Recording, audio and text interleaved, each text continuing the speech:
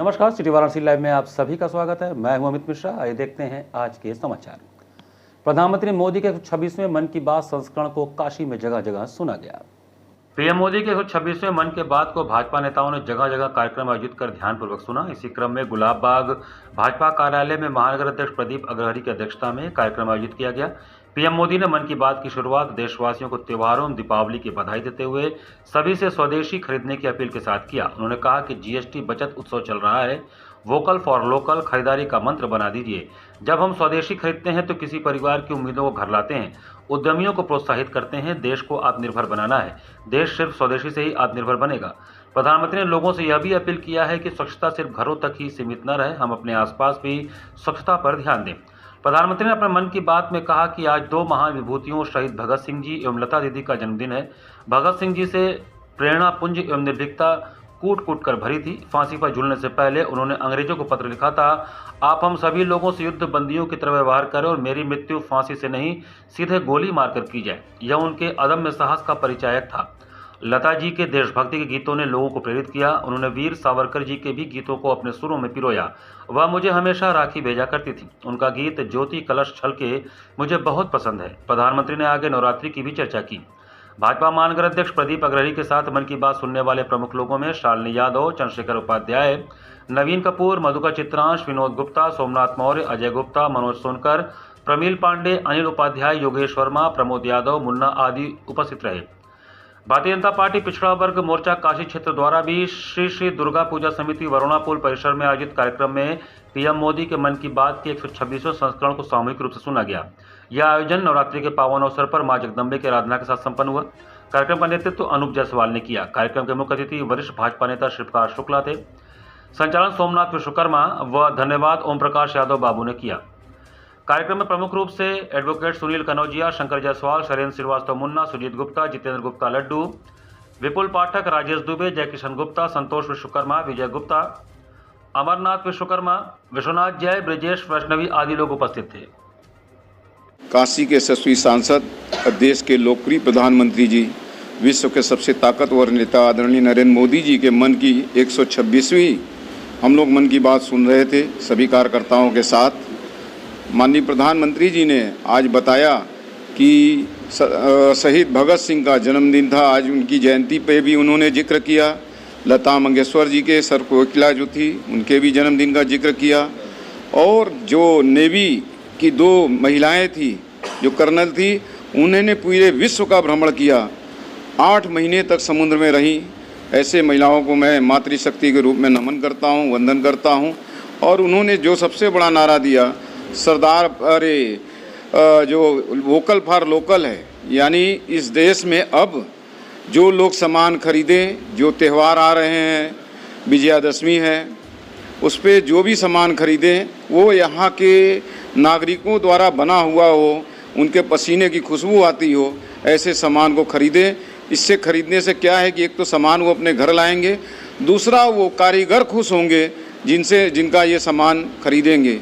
सब स्थित इस वरुणा पुल स्थित दुर्गा पूजा समिति के परिसर पर मां जगदम्बा के चरणों में माननीय मोदी जी के मन की बात कार्यक्रम के 126वें संस्करण का यहाँ आयोजन किया है, जिसमें माननीय मोदी जी ने हम सबको आज आरंभ में ही अपने बलिदानी देश के लिए स्वतंत्रता के महासमर में अपने प्राणों की आहुति देने वाले बलिदानी भगत सिंह जी की जयंती के अवसर पर उनको याद किया।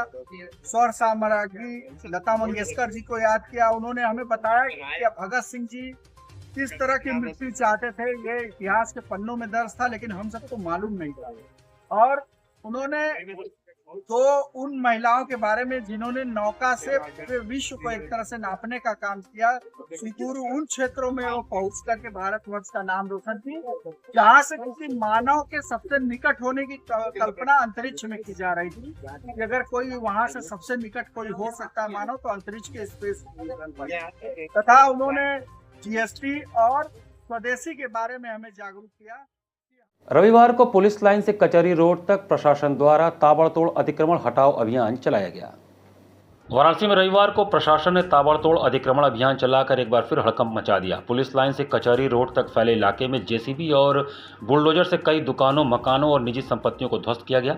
इस कार्रवाई के दौरान पद्मश्री मोहम्मद शाहिद के घर पर भी बुलडोजर चला। अभियान के लिए 3 थानों की पुलिस, आरएएफ टीम और दंगा नियंत्रण वाहन तैनात रहे। सुरक्षा की दृष्टि से करीब 200 जवान पूरे इलाके में मुस्तैद रहे। रविवार सुबह 12:30 बजे से प्रशासन ने अतिक्रमण हटाने की कार्रवाई शुरू की। सबसे पहले जेसीबी से कचनार शहीद मजार की दीवार तोड़ी गई। इसके बाद सड़क किनारे लगी दुकानों को जमींदोज किया गया। दायम खान मस्जिद के आसपास किए गए अतिक्रमण को भी ध्वस्त कर दिया गया। इसके साथ ही पद्मश्री मोहम्मद शाहिद के घर पर भी प्रशासन ने बुलडोजर चलवाया। यह कार्रवाई शहर के कैंट थाना क्षेत्र के कचहरी चौराहे के पास किया गया। प्रशासन ने बताया कि अतिक्रमण हटाने से पहले लोगों को कई नोटिस जारी किए गए थे और मुआवजे की पेशकश भी की गई थी, बावजूद इसके संपत्ति नहीं हटाई गई। वाराणसी प्रशासन ने बताया कि संदाहा से कचहरी रोड तक करीब 1 दर्जन से ज़्यादा दुकानों और मकानों को जमींदोज किया गया। यह चौड़ीकरण योजना पहले से ही शहरवासियों को बताया गया था। लगभग 2 महीने पहले भी इसी योजना के तहत 30 से 40 मकानों और दुकानों को ध्वस्त किया जा चुका है। वाराणसी प्रशासन ने कुल 71 लोगों को 3 करोड़ 52 लाख रुपए मुआवजा दिया है। यह मुआवजा उन लोगों को प्रदान किया गया जिनके मकान और दुकानों को सड़क चौड़ीकरण योजना के तहत ध्वस्त किया गया। मुआवजा राशि और नोटिस के बावजूद कुछ संपत्तियां हटाई नहीं गई, जिसके कारण बुलडोजर से ताबड़तोड़ कार्रवाई करनी पड़ी। प्रशासन ने बताया कि सभी नोटिस समय पर भेजे गए थे और अतिक्रमण हटाने के लिए पर्याप्त अवसर दिया गया था। सुरक्षा व्यवस्था, पुलिस की भूमिका अतिक्रमण अभियान के दौरान कड़ी रही। 3 थानों की पुलिस और आरएएफ की टीम ने क्षेत्र की निगरानी की। दंगा नियंत्रण वाहन तैनात किया गया और सुरक्षा के लिए करीब 200 जवान पूरे इलाके में मुस्तैद रहे। पुलिस और प्रशासन ने कहा कि कार्रवाई पूरी तरह से शांतिपूर्ण तरीके से की गई और किसी भी अप्रिय घटना से बचने के लिए हर संभव कदम उठाया गया। स्थानीय लोगों की प्रतिक्रिया ये रही कि इस दौरान वहां पर भीड़ जमा हो गई। कई लोगों ने सड़क चौड़ीकरण और मुआवजे की सराहना की, जबकि कुछ ने आलोचना भी की। स्थानीय व्यापारियों ने कहा कि दुकानों के ध्वस्त होने से उनकी आजीविका प्रभावित होगी, लेकिन प्रशासन का तर्क था कि यह योजना शहर के व्यापक विकास और ट्रैफिक सुधार के लिए जरूरी है। रोड वाइडनिंग का काम चल रहा है और रोड वाइडनिंग में जिनको हमने पैसे दे दिए हैं उनके मकानों को हटाने की कार्रवाई चल रही है। क्या किसी तरीके का कोई विरोध वगैरह या नापी से ज़्यादा तोड़ने की बात सामने आ रही है क्या?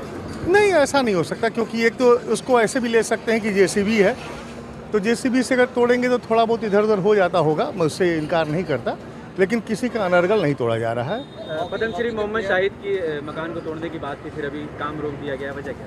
ये काम नहीं रोका गया है। उनके मकान में 9 शेयरर थे, 6 लोगों ने पैसा ले लिया है, 2 और 3 लोगों का स्टे है, तो उनका स्टे वाला पोर्शन छोड़ दिया गया है, बाकी 6 लोगों का तोड़ा गया है।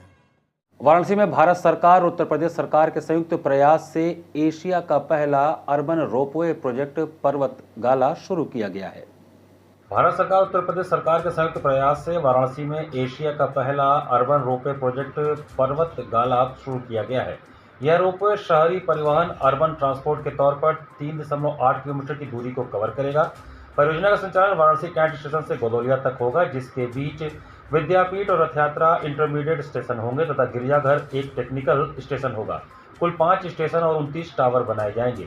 इस संदर्भ में आयोजित एक प्रेस वार्ता में बताया गया है कि 815.58 करोड़ की लागत से बन रहे इस प्रोजेक्ट में 15 वर्षों का ऑपरेशन एवं मेंटेनेंस भी शामिल है। रोपवे की क्षमता 3000 PPHPD पीपल पर आवर पर डायरेक्शन होगी, जिससे प्रतिदिन लगभग 96,000 यात्रियों को लाभ मिलेगा। इसके लिए 150 अत्याधुनिक गोंडोला लगाए जाएंगे। परियोजना के तहत स्टेशन केवल ट्रांजिट पॉइंट ही नहीं बल्कि multi storeyed commercial space, budget hotels और ऑफिस स्पेस के रूप में भी विकसित किए जा रहे हैं। लगभग 2 लाख वर्ग फीट के निर्माण में परियोजना को निरंतर राजस्व मिलेगा और शहर में रोजगार व आर्थिक गतिविधियों में बढ़ोतरी होगी। ग्लोबल सुरक्षा मानकों CEAM स्टैंडर्ड्स के अनुरूप नवीनतम तकनीक और उच्च गुणवत्ता वाले उपकरण लगाए जा रहे हैं। एक एडवांस कंट्रोल रूम से 24 घंटे संचालन और सुरक्षा की निगरानी होगी। आपात स्थिति के लिए 3 स्तर की सुरक्षा व्यवस्था की गई, जिसमें गोंडोलों का स्वतः नजदीकी स्टेशन पर पहुंचना, ऑक्सिलरी मोटर DG सेट की उपलब्धता और प्रशिक्षित दल द्वारा क्रेन से वर्टिकल रेस्क्यू शामिल है। भू तकनीकी चुनौतियों के कारण टावरों की ऊंचाई 160 फीट तक रखी गई और 80 से 100 फीट गहरी पाइल फाउंडेशन बनाई गई है। रथ यात्रा से गोदौलिया के बीच तेज मोड़ के चलते गिरजाघर स्टेशन बनाना आवश्यक हुआ। इस परियोजना के लिए विस्तृत फिजिबिलिटी स्टडी भी कराई गई, जिसमें रोपवे को मेट्रो और अन्य परिवहन विकल्पों की तुलना में सबसे उपयुक्त और किफायती पाया गया। वाराणसी का यह अर्बन रोपवे न केवल शहर को अत्याधुनिक परिवहन सुविधा देगा, बल्कि पर्यटन, रोजगार और आर्थिक विकास का नया द्वार भी खोलेगा। और उसमें कॉस्टिंग के बारे में बताया गया और उसमें जो विशेष जो फीचर्स हैं जो वर्तमान में, जैसे पैसेंजर की फ़ीस को, जो हमारी टिकट है उसको कम से कम रखने के लिए 2 lakh square feet commercial spaces बनाए जा रहे हैं। तो इससे हम जो है पूरे देश में जितने भी हमारे रोपवेज हैं उसके कंपैरिजन में हम काफ़ी जो कम फीस है वो टिकटिंग इसमें रख पाएंगे और इसकी क्षमता जो है वो लगभग 1 लाख लोग प्रतिदिन है। अगर हम 16 घंटे का संचालन माने तो जो वर्तमान में भारत में जो भी रोपवे चल रहे हैं उनसे कम 2.5 से 3 गुना जो है वो उससे अधिक है। इसकी वजह से टेक्नोलॉजी भी लेटेस्ट इसमें उपयोग किया गया है। भारतीय सब्जी अनुसंधान संस्थान ने हर्षोल्लास के साथ अपना 35वां स्थापना दिवस मनाया।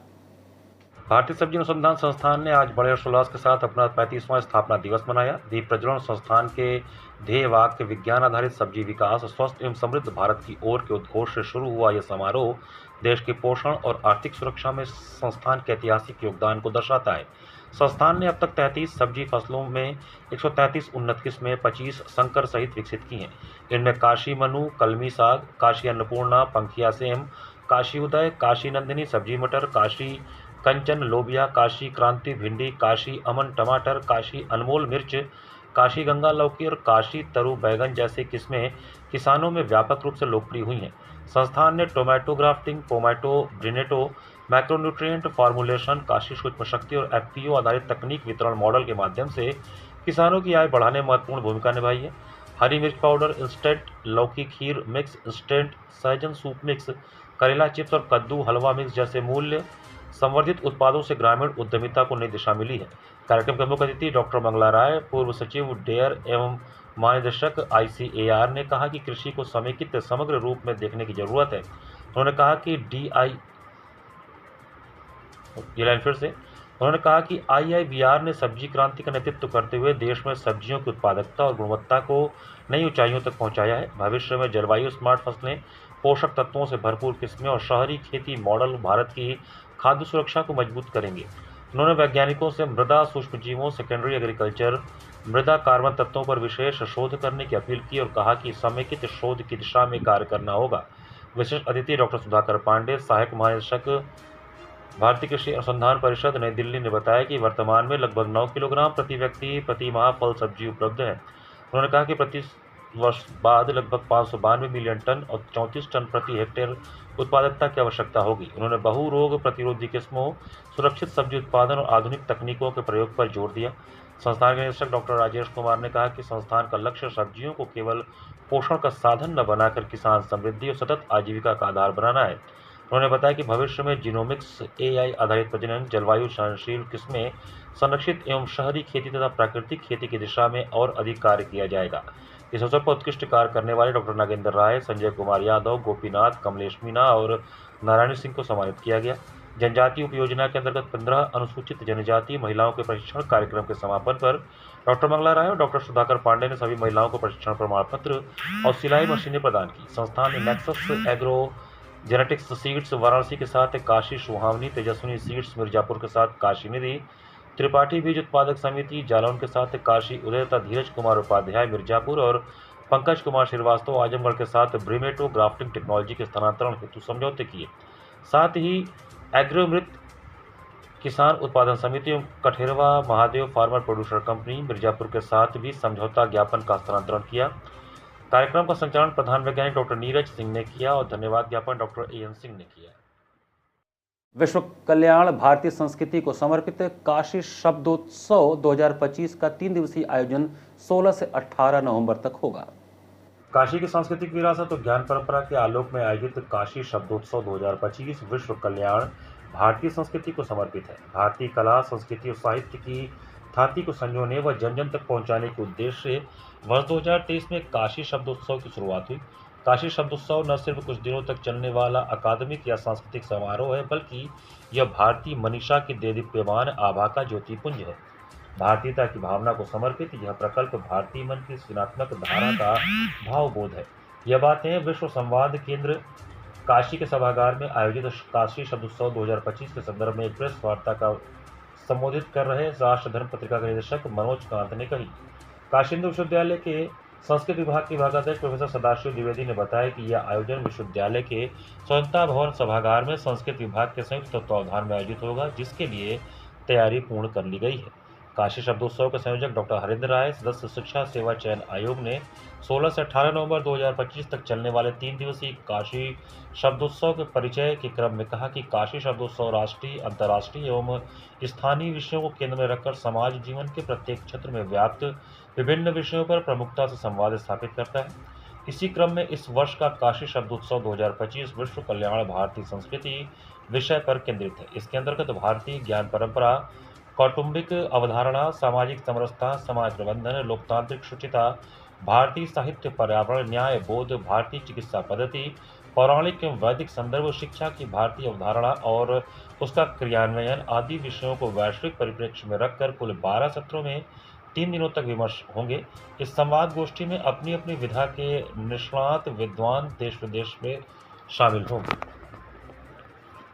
ये प्रेस वार्ता विश्व संवाद केंद्र काशी के तत्वावधान में प्रतिवर्ष काशी शब्दोत्सव का आयोजन किया जाता है। इस वर्ष का काशी शब्दोत्सव 2025 का आयोजन 16, 17, 18 नवंबर को काशी हिंदू विश्वविद्यालय के स्वतंत्रता भवन सभागार में आयोजित है। उसका प्रचार प्रसार हो, समाज के लोग उसे जाने, इसलिए आज ये प्रेस वार्ता आयोजित हुई है और इसमें इसका पोस्टर और रजिस्ट्रेशन का कार्य आज से शुभारंभ हुआ है, इसलिए आज प्रेस वार्ता की गई है। काशी शब्दोत्सव को अगर 2 शब्दों में जाना जाए तो क्या इसका? ये शब्दों की नगरी काशी में शब्द का वो उत्सव, क्योंकि शब्द के बिना शब्द के हमारे जीवन में प्रकाश की अनुभूति नहीं हो सकती। किसी भी बात की जानकारी हम शब्द के माध्यम से ही करते हैं। कप T20 क्रिकेट के फाइनल में भारतीय टीम की जीत के लिए काशी के क्रिकेट प्रेमियों ने मां गंगा की आरती उतारकर भारतीय टीम का हौसला बढ़ाया। एशिया कप T20 क्रिकेट के फाइनल में भारतीय टीम की जीत के लिए रविवार को नवनिर्मित सामने घाट पर काशी क्रिकेट प्रेमियों ने मां गंगा की आरती उतारी और भारतीय टीम का हौसला भी बढ़ाया। भारत माता की जयकार के बीच बाबा विश्वनाथ और मां गंगा से भारतीय क्रिकेट टीम की पाकिस्तान टीम पर जीत के लिए आशीर्वाद मांगा। भारतीय क्रिकेटरों की तस्वीर, क्रिकेट बैट इत्यादि लेकर राष्ट्रध्वज के साथ लोगों ने फाइनल में पाकिस्तान पर भारत के अजय रथ का शंखनाद किया। भारत माता की जय, चक दे इंडिया, जीतेगा भाई जीतेगा, हिंदुस्तान जीतेगा, बढ़ते चलो के गगनभेदी उद्घोष से सामने घाट का परिसर गूंज उठा। इस दौरान घाट पर मौजूद माताओं, बहनों, बुजुर्गों, युवाओं ने मिलकर टीम इंडिया के लिए प्रार्थना किया। इस कार्यक्रम का नेतृत्व कर रहे राजेश शुक्ला ने कहा कि देश की गरिमा बनाए रखने के लिए भारतीय क्रिकेट टीम के लिए पाकिस्तान के खिलाफ एशिया कप 2025 में सिर्फ जीत ही विकल्प है। टीम इंडिया इस बार किसी भी कीमत पर हार बर्दाश्त नहीं कर सकती, क्योंकि इस बार माहौल काफ़ी अलग है और इसका कारण पहलगाम में हुआ आतंकी हमला है। इस बार जीत सिर्फ क्रिकेट टीम की नहीं बल्कि पूरे देश की होगी और इसकी अहमियत पहले से काफ़ी ज़्यादा होगी।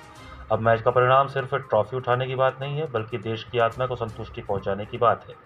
आयोजन में सुभाष श्रीवास्तव, महेंद्र तिवारी, SN सिंह, रमेश चंद पांडे, मीना देवी, रमेश श्रीवास्तव, वंश नारायण, ओम प्रकाश राय, विष्णु शंकर, देव शंकर सहित बड़ी संख्या में क्रिकेट प्रेमी उपस्थित रहे। वार्षिक ग्रुप ए एवं 91 यूपी बटालियन NCC मुगलसराय द्वारा स्वामी हर्षिवानंद पब्लिक स्कूल रमना में 12 दिवसीय एक भारत श्रेष्ठ भारत कैंप का शुभारंभ हुआ। वाराणसी ग्रुप ए के निर्देशन एवं 91 यूपी बटालियन NCC मुगलसराय के तत्वावधान में स्वामी हर्षिवानंद पब्लिक स्कूल रमना के प्रांगण में 12 दिवसीय एक भारत श्रेष्ठ भारत कैंप का शुभारंभ हुआ। शुभारंभ वाराणसी ग्रुप ए के group commander brigadier Saurabh Sinha के प्रारंभिक संबोधन से हुआ। इस अवसर पर उन्होंने प्रेरणादायी भाषण देते हुए बताया कि इस कैंप का उद्देश्य कैडेटों में सांस्कृतिक एकता एवं भाईचारा की भावना का विकास करना है। एक कैडेट को देशनिष्ठ होना चाहिए, देश की संपत्ति का सम्मान होना चाहिए, देश की संपत्ति की रक्षा किसी भी स्थिति में एक अच्छे नागरिक को करना चाहिए। कैडेटों में भाईचारा एवं समूह भावना विकसित करना इस कैंप का उद्देश्य होता है तथा हमें एक दूसरे को समझने एवं प्रेम भावना को बढ़ाने में मदद करता है। आज के देशकाल परिस्थितियों में हम सभी को देशभक्ति भावना के महत्व को समझना होगा। इस अवसर पर 91 यूपी बटालियन की समादेश अधिकारी एवं camp commandant colonel Amar Singh ने बताया कि इस कैंप में यूपी डायरेक्टरेट और नॉर्थ ईस्ट डायरेक्टरेट कैडेटों ने प्रतिभाग किया है। वाराणसी ए, वाराणसी बी, प्रयागराज, लखनऊ, मेरठ ग्रुप के कुल 600 कैडेटों ने प्रतिभाग किया। आगामी दिवस में इस कैंप में आपदा प्रबंधन, हथियार प्रशिक्षण, फायर फाइटिंग, मैप रीडिंग तथा विभिन्न सांस्कृतिक स्थल जैसे सारनाथ, काशी विश्वनाथ मंदिर, बनारस हिंदू यूनिवर्सिटी आदि जगहों पर कैडेटों को घुमाया जाएगा। जिससे देश के प्रति उनकी सांस्कृतिक समझ में वृद्धि हो सके। इस अवसर पर बटालियन के प्रशासनिक अधिकारी कर्नल सुखबीर पुनिया, विभिन्न विद्यालयों के एनसीसी अधिकारी captain doctor Angad Prasad Tiwari, chief officer Ashok Kumar Tripathi, second officer Ramji Prasad, third officer Satish Kumar Masi, C2 Sachin Kumar, विद्यालय के warden captain PK Yadav, C2 Sachin Yadav, C2 हवलदार यादव एवं सूबेदार मेजर तेज बहादुर तथा बटालियन के अन्य PI स्टाफ और कर्मचारी उपस्थित रहे। श्री करपात्र धाम में श्री विद्याकोटि कुमकुमार्चन महायज्ञ के प्रथम दिन 1008 माताओं द्वारा कुमकुम से श्रद्धा भक्ति भाव के साथ मां ललिता त्रिपुरा सुंदरी का पूजन किया गया। शादी नवरात्रि पावन के अवसर पर केदारघाट से श्री करपात्र धाम में स्वामी श्री सर्वेश्वरानंद सरस्वती जी महाराज की अध्यक्षता में आयोजित श्री विद्याकोटि कुमकुमार्चन महायज्ञ के प्रथम दिवस में 1008 माताओं द्वारा पूर्ण श्रद्धा भक्ति भाव के साथ माता ललिता त्रिपुर सुंदरी का पूजन कुमकुम द्वारा किया गया। महायज्ञ के द्वितीय सत्र में माता ललिता त्रिपुर सुंदरी का विशेष श्रृंगार एवं भजन संध्या का आयोजन किया गया। महाराज सम्राट कृपात्री जी के शिष्य ने बताया कि ब्रह्मांड की सर्वोच्च शक्ति भगवती ललिता त्रिपुर सुंदरी को माना जाता है, जिनके पति परम भगवान कामेश्वर हैं, जो भगवान सदाशिव के सगुण स्वरूप हैं। ललिता त्रिपुर सुंदरी को तीनों लोकों स्वर्ग, पृथ्वी, पाताल की सबसे सुंदर और दिव्य देवी के रूप में वर्णित किया गया है। उन्हें आदि शक्ति का रूप माना जाता है, जो ब्रह्मांड की रचना, पालन व संहार करती हैं। भगवती ललिता त्रिपुर सुंदरी पराम्बा प्रेस कृपा शक्ति और ज्ञान की अवतार है। ललिता त्रिपुर सुंदरी ने भंडासुर नामक राक्षस का वध करके ब्रह्मांडीय संतुलन बहाल किया था। ललिता शास्त्र नाम में इस युद्ध का वर्णन किया गया है, जो अत्याचार पर धार्मिकता और दुष्ट शक्तियों पर देवीय हस्तक्षेप का प्रतीक है। ललिता शास्त्र नाम भगवती के दिव्य रूप, उनके गुणों और उनके द्वारा किए गए चमत्कारों का वर्णन है। जो भी प्राणी भगवती के 1000 नामों का पाठ और अर्चन करता है, निश्चित उसका सर्वविध अभ्युदय होता है। शादी नवरात्र के पावन महापर्व पर पूज्य गुरुदेव श्री कृपात्र महाराज, पीठाधीश्वर अनंत श्री विभूषित पूज्यपाद स्वामी श्री सर्वेश्वरानंद सरस्वती महाराज के पावन सानिध्य में काशी केदारखंड स्थित श्री करपात्र धाम में भगवती राजाश्री ललिता त्रिपुर सुंदरी पराम्बा का 1008 नामों से 1 करोड़ बार कुमकुम से भगवती का अर्चन किया जाएगा। नवरात्रों का समय है, इसलिए भगवती की प्रसन्नता के लिए भगवती त्रिपुर सुंदरी का कुमकुम अर्चन किया जा रहा है। इसमें लगभग 250 के करीब माताएं हैं, वो कुमकुम के द्वारा भगवती के नाम पर अर्चन कर रही है। इसको कराने का गुरुजी क्या उद्देश्य है? उद्देश्य जो अध्यात्म का विषय है, उद्देश्य क्या है इसका? विश्व का कल्याण हो, अपना कल्याण हो, सब में सद्भावना हो, सबका सम्मान हो। दुर्गा पूजा के पावन अवसर पर हैप्पी मॉडल स्कूल कुरहुआ में डांडिया नाइट उमंग 2025 का भव्य आयोजन हुआ। हैप्पी मॉडल स्कूल कुरहुआ में दुर्गा पूजा के पावन अवसर पर डांडिया नाइट उमंग 2025 का भव्य आयोजन किया गया। कार्यक्रम की शुरुआत मां आनंदमयी जी के छायाचित्र पर माल्यार्पण, दीप प्रज्वलन तथा गणेश वंदना के साथ हुआ, जिससे वातावरण आध्यात्मिक ऊर्जा से परिपूर्ण हो उठा। कार्यक्रम में विद्यार्थियों द्वारा प्रस्तुत रंगारंग कार्यक्रम ने सभी दर्शकों का मन मोह लिया। प्रारंभ में अनन्या जायसवाल, रूपा गुप्ता, अविका धृति, रुचि, प्राची आदि छात्राओं ने घंटे घड़ियाल की थाप पर मंत्रमुग्ध कर देने वाला धानुची नृत्य प्रस्तुत कर माहौल को भक्तिमय बना दिया। इसके पश्चात अंशिका, कल्पना, दृष्टि, साक्षी, सुहाना, सिद्धि, पीहू आदि ने परंपरागत गरबा नृत्य से मंच को उल्लास से भर दिया। गरबा मैशअप में आराध्या सिंह, अश्लेषा तिवारी, अंशिका पांडे, राजश्री, अदिति, गरिमा आदि ने अपनी सजीव एवं मनोहारी प्रस्तुति से उपस्थित जनसमूह को झूमने पर विवश कर दिया। पारंपरिक परिधानों से सजे बच्चों की मनमोहक प्रस्तुतियां कार्यक्रम की शोभा में चार चांद लगा रही थी। कार्यक्रम में विविध प्रकार के स्वादिष्ट व्यंजनों के स्टॉल भी लगाए गए, जिनका भरपूर आनंद अभिभावकों एवं आगंतुकों ने लिया। विद्यालय की निर्देशिका नीता सिंह ने सभी को दुर्गा पूजा विजयादशमी की हार्दिक शुभकामनाएं देते हुए बच्चों को उत्साह की सराहना की। प्रधानाचार्य प्रवीण कुमार सिंह ने अपने संबोधन में कहा कि बुराई पर अच्छाई की विजय का यह पर्व हमें यह संदेश देता है कि हमें अपने भीतर के रावण रूपी अहंकार को त्याग कर धैर्य, शांति एवं प्रेम के साथ जीवन में आगे बढ़ना चाहिए। कार्यक्रम का सफल संचालन विद्यालय के छात्र श्वेताब राय एवं छात्रा खुशी सिंह ने संयुक्त रूप से किया। इस अवसर पर विद्यालय के प्रधानाचार्य धीरज कुमार गौर, हेडमिस्ट्रेस भूमिका शाही, काउंसलर श्रीमती पूजा यादव सहित समस्त शिक्षकगण, अभिभावक एवं छात्र छात्राएं बड़ी संख्या में उपस्थित रहे। नमस्ते, आप सभी लोगों को बहुत बहुत नमस्कार। और मैं नीता सिंह हैप्पी मॉडल परिवार की तरफ से आप सभी लोगों को नौ दुर्गा की हार्दिक शुभकामनाएं, दशहरे की शुभकामनाएं और दिवाली की शुभकामनाएं देती हूँ। आज का जो कार्यक्रम है हमारे यहाँ, वो हमने जितनी जो नौ दुर्गा होती है ना, मगर मैंने कम से कम नहीं तो 150 दुर्गाओं को यहाँ उतारा है। और ये नवरात्रि का मैं जश्न मना रही हूँ यहाँ पर अपने बच्चियों के साथ, उनके माता पिता के साथ में। आज प्रांगण के अंदर में हमने दुर्गा स्थापना की और उसके बाद हमारे यहाँ जो प्रस्तुति हुई है वो ओपन प्रस्तुति हुई थी। डांडिया की ओपन हम लोगों ने दिया, उनको प्लेटफॉर्म दिया और सभी हमारे यहाँ के जो टीचर्स हैं, स्टूडेंट्स हैं, सब लोग एक धार्मिक अटायर में आए, सबने लहंगा चोली में पहना और इस उत्सव को बहुत ही उत्साहपूर्वक मना रहे हैं। सभी को नमस्कार और नवरात्रि की हार्दिक शुभकामनाएं। मेरा नाम पूजा तिवारी है, मैं happy model school Ramkatora branch की प्रिंसिपल हूँ। आज हम सभी अपने कुरहुआ ब्रांच के प्रांगण में इकट्ठे हुए नवरात्रि के कार्यक्रम को डांडिया के साथ हर्षोल्लास के साथ मनाने के लिए, जिसमें हमारे सभी ब्रांच के बच्चे, अभिभावक और सभी शिक्षक शिक्षिकाएं गण भी उपस्थित हैं। यशस्वी क्रिएशंस के बैनर तले रिलीज हुई फिल्म भ्रष्टाचार में आज के शो में फिल्म के मुख्य अभिनेता रितेश पांडे आनंद मंदिर सिनेमा हॉल पहुंचे। उनके साथ फिल्म के अन्य कलाकारों में निधि सिंह और जुबेर शाह भी थे। सिनेमा हॉल में पब्लिक ने अपने बीच जब फिल्म के कलाकारों को देखा तो बहुत हर्षोल्लास के साथ उनका स्वागत करते हुए फिल्म का आनंद लिया। कलाकारों ने भी पब्लिक के बीच फिल्म को देखते हुए उनका उत्साहवर्धन किया।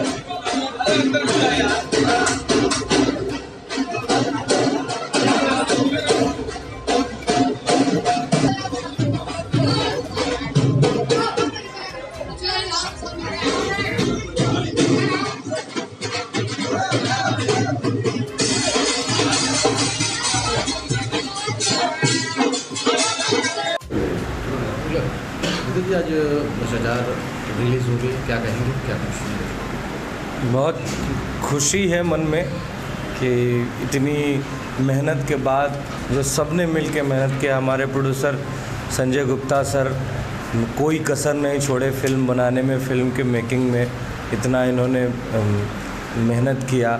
हमारे डायरेक्टर सर हैं HS पवन जी, इन्होंने इतना मेहनत किया, पूरी टीम ने बहुत मेहनत किया। आज उस मेहनत का फल लोगों, दर्शकों के रिव्यू से आज अभी हम आए तो भैया बाहर थे, बोले कि हम तीसरी बार आज देखने आ रहे हैं। तो जब ये सुनने को मिला तो बहुत अच्छा लगा, लोगों का प्यार दुलार मिल रहा है। किन अहम मुद्दों पर फोकस किया गया है भ्रष्टाचार में? ये भ्रष्टाचार जैसे कि नाम से प्रतीत होता है कि जो समाज में व्याप्त भ्रष्टाचार है, उससे एक पत्रकार, जो कि पत्रकारिता एक लोकतंत्र का चौथा स्तंभ कही जाती है, और पत्रकारिता इसमें दिखाया गया है कि पत्रकारिता का जो फील्ड है वो पेशा नहीं है, वो पैशन होना चाहिए। तो एक पत्रकार कैसे समाज के भ्रष्टाचार से, समाज की कुरीतियों से लड़ता है और उसमें किन किन कठिनाइयों का उसे सामना करना पड़ता है और फिर कैसे सत्य की जीत होती है, यही है इस फिल्म में। क्या कहना चाहेंगे दर्शकों से? दर्शकों से यही कहना चाहेंगे कि आप लोगों से करबद्ध निवेदन है कि आनंद मंदिर में, बनारस में ये फिल्म लगी है और सारे जगह पे फिल्म ये जाएगी, तो आप लोग अभी आनंद मंदिर में आएँ और इस फिल्म को प्यार दुलार दें। सबका प्यार दुलार मिल रहा है। आप जो भी देख रहा है हमें आपके माध्यम से, आप हमारे लिए बहुत मायने रखते हैं। आप एक बार आइए और इस फिल्म को ज़रूर देखें। भ्रष्टाचार क्या सोचा ये देखिए, ये सोच तो हमारे प्रोड्यूसर सर हैं संजय गुप्ता सर, उन्हीं की स्टोरी है और डायरेक्ट HS पवन सर ने किया है, तो सोच तो उन्हीं की है। वो वही बता पाएंगे कि क्या सोच के उन्होंने ये स्टोरी लिखी है, जो कि एक पत्रकार के जीवन के ऊपर आधारित है और एक लड़की है जिसके साथ समाज ने बहुत अन्याय किया है, समाज के बहुत सारे लोगों ने, और उसे कैसे न्याय दिलाना है, यही है इस फिल्म में। भ्रष्टाचार फिल्म क्या सोच आपने बनाया है, कौन भ्रष्टाचार? देखिए, भ्रष्टाचार की कहानी कहीं न कहीं किसी सच्ची घटना से प्रेरित है और हम लोगों ने समाज में जो भी हम अपने जीवन काल में देखते हैं कि हमेशा गरीबों को, शोषितों को और ज़्यादातर महिलाओं को उत्पीड़न उनका होता रहा है और उनकी बात सुनने वाला कोई नहीं रहता है। मैं एक सामाजिक और राजनीतिक पृष्ठभूमि से भी आता हूँ और मैंने अक्सर देखा है कि अगर 100 कंप्लेन आती है तो उसमें से लगभग 60 से 62-65% तक महिलाओं की कंप्लेन रहती है। कभी किसी की ज़मीन पे कब्जा हो जाता है, कभी किसी की लड़की के साथ कोई बदतमीजी हो जाती है। तमाम तरह की ऐसी घटनाएं समाज में हम लोगों को देखने को मिलती हैं। आप लोग खुद भी पत्रकार हैं और समाज में घूमते रहते हैं और अक्सर आप लोगों ने कचहरी में यहाँ वहाँ सारी जगहों पे देखा होगा कि अगर शोषित वर्ग है तो उसमें पीड़ित महिला ज़्यादा होती है, क्योंकि वो शुरू से हम लोगों के समाज में उनको कमज़ोर माना गया है और उस तरीके से ही उनको ट्रीट किया गया है। तो वो अपनी बात बहुत मुखरता से कह नहीं पाती, बल की कमी होती है, पैसे की कमी होती है जिससे वो नहीं। तो इस बीच आप जैसे ही पत्रकार के किरदार में हमारे रितेश जी हैं, जो एक पत्रकार के सुपुत्र हैं और उनकी रगों में पत्रकारिता का खून बहता है। समाज से जो भ्रष्टाचार है उसको मिटाने के लिए वो उनके अंदर एक जिजीविसा रहती है, एक जद्दोजहद रहता है और शुरू से चूँकि उन्होंने अपने पिता को उस तरीके से देखा रहा तो उस पद चिन्हों पे चलने का वो काम करते हैं। और जब ये महिला संयोगवश उनके संपर्क में आती है जिसकी वो जान बचाते हैं, तो फिर वो एक जीवन का मुहिम बना लेते हैं कि इस महिला को जो भी अन्याय इसके साथ हुआ है उसको न्याय दिलाना है, उसके हर उस पर लड़ना। पुलिस भ्रष्टाचार करती है, अभी तो पत्रकार साधते हैं। देखिए, आप पत्रकार हैं, ये आपको खुद पता है। ये बात आप ये प्रश्न मुझसे पूछने की बजाय अपनी अंतरात्मा से पूछिए। आप तो कैमरा लेकर के जाते हैं, पुलिस थाने में भी जाते हैं और एसएसपी और इन लोगों के। भ्रष्टाचार हमारे समाज के ही लोग हैं जो विभिन्न पदों पे हैं, जहां अगर उनको मजबूती मिलती है। ऐसा नहीं है कि 100% करप्ट होते हैं, लेकिन उसमें कुछ ऐसे लोग होते हैं जो अपने पद का, अपने धन का, अपनी शक्तियों का दुरुपयोग करते हैं और ऐसे लोगों को ही समाज देखिए हर तरह के लोगों से मिलकर बना हुआ है, अच्छे भी हैं, बुरे भी हैं। तो अच्छाई की संख्या जब कम हो जाती है तो बुराई हावी होने लगती है और उसमें आप जैसे पत्रकार, आप जैसे साथी जो किरदार इन्होंने निभाया है, अगर वो उठ खड़े हो। आज एक पत्रकार जो चौथा स्तंभ अभी रितेश जी ने कहा, अगर वो ठान ले समाज से भ्रष्टाचार मिटाने का और पत्रकार लामबंद हो जाएं, तो मुझे नहीं लगता कि बहुत लोग खुलेआम कोई भ्रष्टाचार या कोई गलत काम कर पाएंगे। आप उनकी छोटी छोटी क्लिपिंग्स अपने यूट्यूब चैनल पे दिखाते हैं, सोशल मीडिया पे दिखाते हैं, अपने पत्र के माध्यम से छापते हैं, तो कहीं ना कहीं उसका तो प्रभाव पड़ता ही है, जनता जागरूक होती है। मूवी के लोगों किस तरह की अपील करेंगे? ये फिल्म बहुत अच्छी और बहुत दिल से बनाई गई है और इस फिल्म में जिन लोगों ने भी अभिनय किया है उन्होंने बहुत ही कमाल का अभिनय किया है।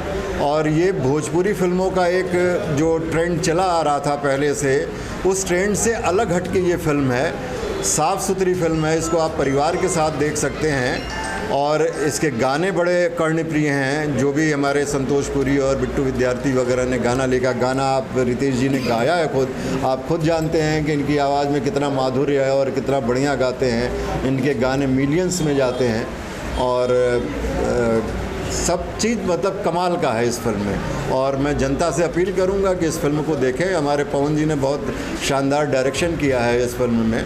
जो कहानी मैंने कंसीव की थी, सोचा था, उसको इन्होंने 2 कदम आगे बढ़ाया है और बहुत ही अच्छे ढंग से इस फिल्म को प्रस्तुत किया गया है।